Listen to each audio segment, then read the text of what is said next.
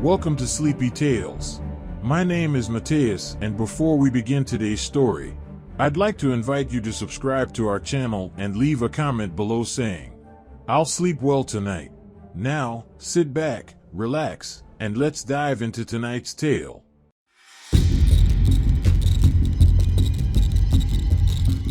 Anna had always been intrigued by the old abandoned mansion on the outskirts of town.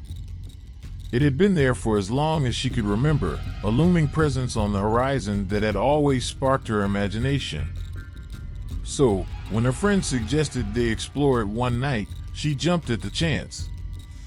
The night was dark and stormy, adding to the eerie atmosphere as they made their way through the overgrown gardens and up to the front door. It creaked ominously as they pushed it open, revealing a grand entrance hall that had seen better days. As they explored the mansion, Anna couldn't shake the feeling that they were being watched. Every creak and groan of the old building made her heart race, and she clung to her friends nervously.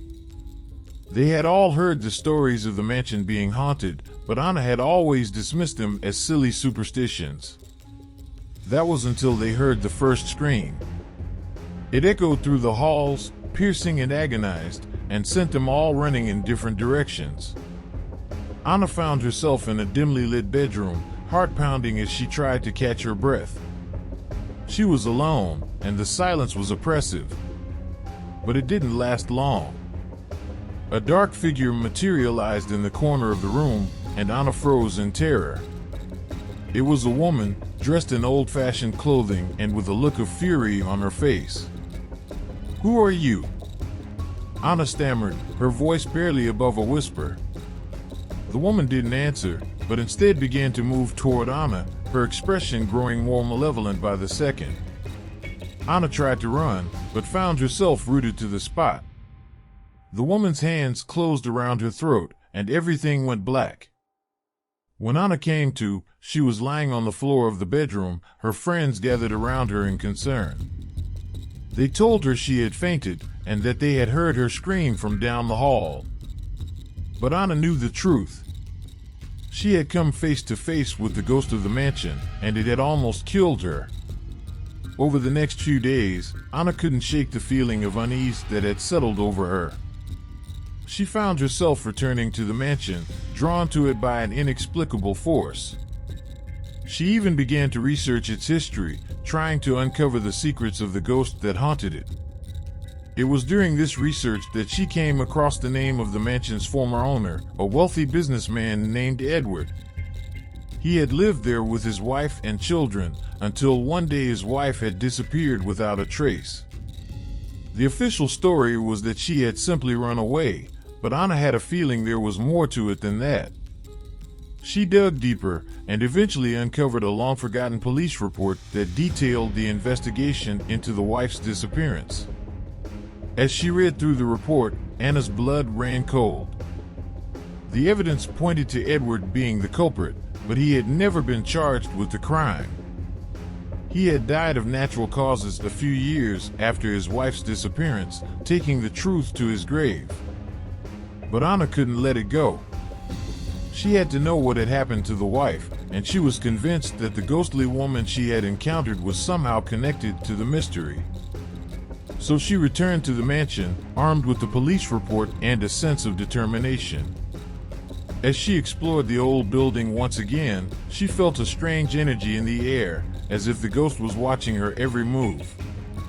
And then she heard it, a whisper, barely audible, but unmistakably a voice. "Help me." The ghostly woman stood before Anna, a pleading expression on her face.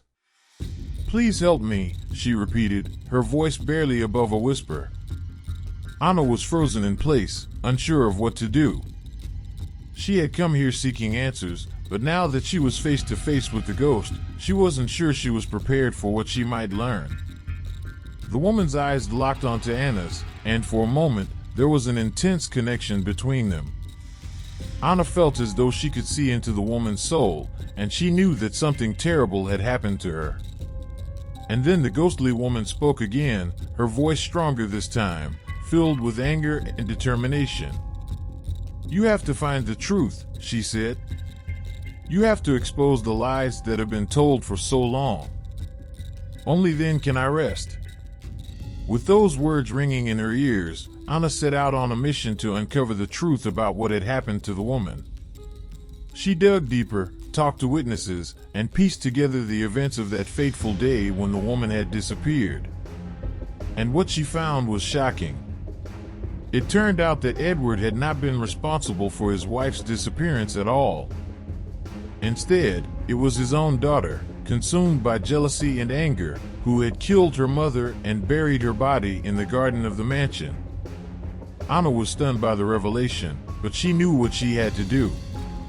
She went to the authorities with the evidence, and the daughter was finally brought to justice for her crime. As for the ghostly woman, she appeared to Anna one last time, a look of peace on her face. "Thank you," she whispered. "I can finally rest now." And with that, the ghost vanished, leaving Anna alone in the now silent mansion. But as Anna walked away from the old mansion, she couldn't shake the feeling that there was still more to the story. She had uncovered the truth about the woman's disappearance, but there was still so much she didn't know about the strange and eerie mansion. And then it hit her. What if the mansion was never really abandoned at all? What if there were other secrets lurking within its walls, waiting to be uncovered? With a newfound sense of excitement and curiosity, Anna decided to return to the mansion once again, ready to uncover the next mystery that lay hidden within its walls. Thank you for listening to this bedtime story, and remember, if you struggle with falling or staying asleep at night, click on the first link in the description for the ultimate solution to your problem. Now, choose one of these two videos and continue on our journey in the world of bedtime stories.